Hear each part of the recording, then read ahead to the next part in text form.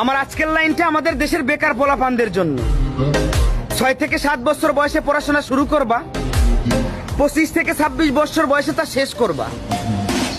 এবার মা বাবার কাছে পর্যাপ্ত পরিমাণ টাকা না থাকায়, অফিসে মামা খালু না থাকায় বছরের পর বছর ঘুরেও চাকরি মিলতেছে না। তারপর সেই বৃদ্ধ মা বাবার কাঁধে বসেই বেকারত্ব জীবন পার করবা।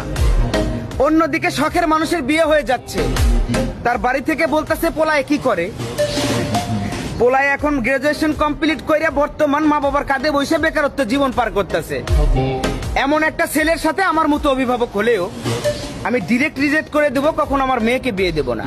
তারপর রাস্তায় রাস্তায় স্যাড সং শুনবা আর ডেন্ডি খায় বেড়াইবা।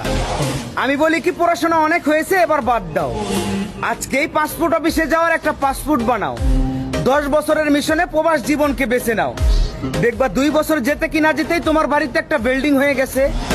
10 বছরের মিশন শেষ করতে ব্যাংকে মোটা অঙ্কের টাকাও হয়ে গেছে। তারপর বাড়িতে ফিরে এসো, দেখবা তোমার জন্য মেয়ে নয়, মেয়ের মাও রাজি হয়ে গেছে। কথাটা মাথায় রেখো।